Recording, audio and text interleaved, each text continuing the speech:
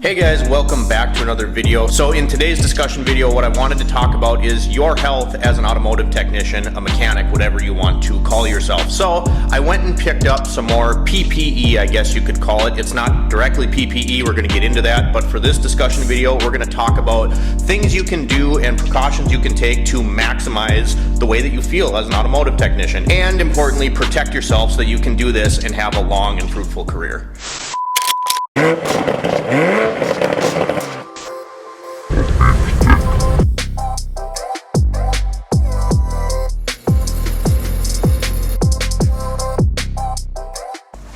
Alright guys, welcome back for another discussion type video. If you're new here, welcome, I'm glad you're here. So a little bit of a backstory, my name is Jarrett. Right now we're sitting in my automotive repair shop. So a little backstory just to get you up to speed if you're new.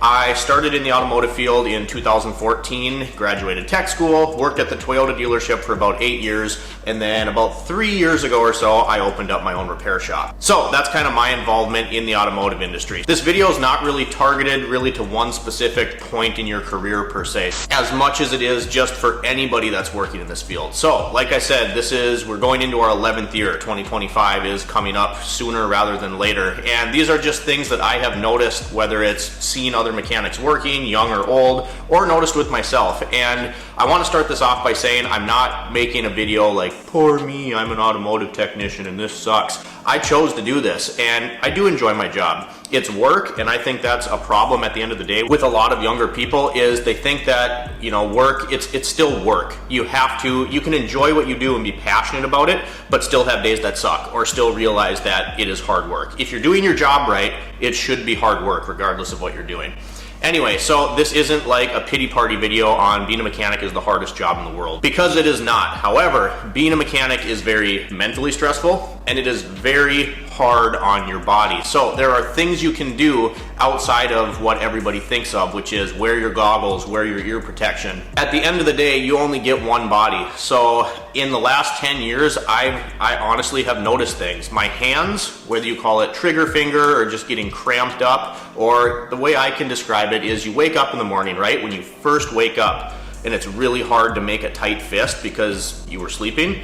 My hands get that feeling all the time. So you have to take care of yourself. I started in this industry when I was 19 years old. I'm currently 29 years old. Don't remind me, I'm about to be 30. But there are, even being relatively young and only in this industry for about 10 years at this point, my hands, these are things I have noticed. My back is always sore, my feet get sore. Most recently, one thing, which is kind of what made me think about making this video, is I've noticed that my knees get really sore. Have you ever woken up in the middle of the night with a Charlie horse in your leg?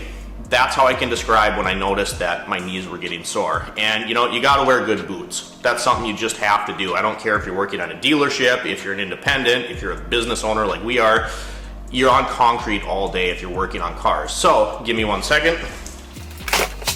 I went out on Amazon and bought an anti-fatigue mat. So obviously this isn't covering my whole shop floor, but I can take it around with me. If I'm doing a tie rod end, a set of brakes, a knuckle, I don't care what it is. If I'm in this quadrant of the car, I can take this mat, lay it down, and then that's what I'm standing on for the next hour or however long it is. I can take that around with me. When these things came out, I remember getting one for my grandma in the kitchen, and they were super expensive.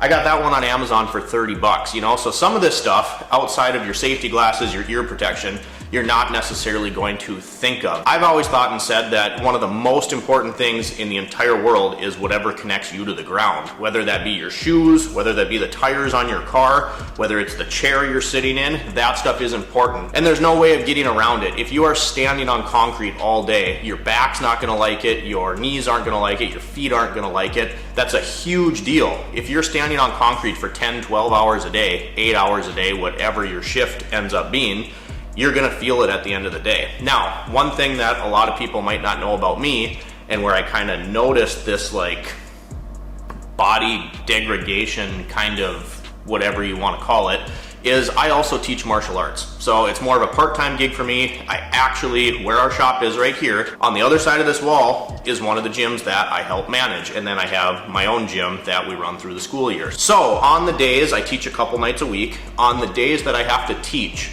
I work all day in the shop, then I get off, I head in there, get washed up, teach until about 9 o'clock at night, whatever it is. those are the days that I really notice that my body is sore at the end of the day. So what are you gonna do? When we're talking about body fatigue, you know, you have to worry about this stuff. If you're working in a chain or a dealership, they don't care about you at all. And I'm not saying that to sound vulgar or to sound dark, but it's just the truth. They're a money-making machine, and how many hours can you make for us? Now that makes me think of flat rate, right? So on a flat rate system, you're not paid by the hour, you're paid by how many hours you can turn per the book time. So unless you're physically doing something, in a lot of automotive settings, you're not making any money. Well, you might not think about it when you're young and you first get into the field, but if your back hurts, if your knees hurt, if your shoulders hurt, you're probably not gonna turn as many hours. So you might wanna think about, you know, how you can optimize the way that you feel. Number one thing on my list is get a good pair of work boots. You know, upgrade the insoles if you have to. Try a few pairs. You know, it might take a while to get this down and figure out what's gonna work for you, but you're standing on concrete all day. The thing that is connecting your body to the ground better be supporting you and making you feel as good as it can. On that topic, I'm a firm believer in, you know, it's not good enough just to wear proper shoes and have these anti-fatigue mats. I can't tell you how many times I've seen old mechanics, and it's really sad, you guys. It's really sad what they let their bodies get to. And one of them is my great uncle. The guy has one of those tables to stretch out his back. He wears a harness all the time. He's basically immobile at this point, and he's not that old. I think he's like 66. So I mean, he's not a spring chicken, but certainly not old enough to not be mobile. The other guy that comes to my mind is Old Man Steve. Now, Old Man Steve isn't that old either, and he's been wrenching on cars basically his whole life. You know, without getting too much into his personal story, the way I understand it is he was forced to retire from his job, took another job part-time as an automotive technician for a local small business. And I remember standing talking to Steve one day after we got done working on a job, and his hands literally just, you know, they're stuck like this. And sometimes I can feel my hands doing that too. And I'm like, Steve, do you ever stretch?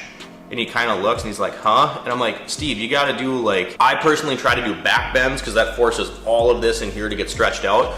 But obviously Steve wasn't going to do that. So I was like, dude, at the very least, grab your fingertips, stretch like this, you know, get those ligaments and muscles, get them a good stretch. But you have to do these things. I try to start every day before I come in here, even if it's only 5 minutes. I try to sit down, do some stretches, do some arm swings, get some of this stuff going on. And a lot of it ends up being, unfortunately, that most of us are men and we're tough guys. And we're like, I'm not doing that yoga crap. It's like, yeah, but what's the alternative? You can't get out of bed in the morning. It hurts to walk. I mean, really, this is single-handedly one of the best stretches that I do for my job, and even right now I can feel like just relief. It loosens everything up, and you have to do these things. It's about being proactive. And I know it's hard to visualize, especially if you're watching this and you're like 22 years old, but this is something that happens slowly over time. You know, you don't go from here and feeling great and then you're not stretching in a month, you're here. It's like cumulative years of the abuse on your body, taking these little steps down, and all of a sudden you're here.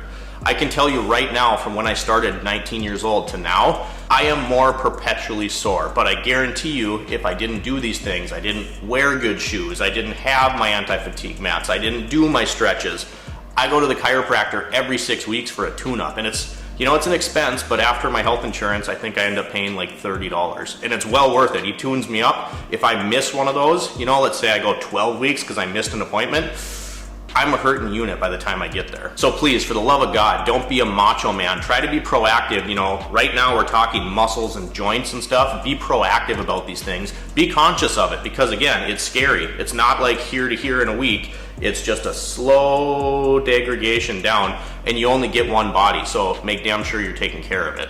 Little more traditional PPE. Another thing I think that so many of us fail to pay attention to, and yeah, of course, safety glasses. It's easy to be like, I'm just gonna make this one little cut, or I just have to use the welder and tack this on.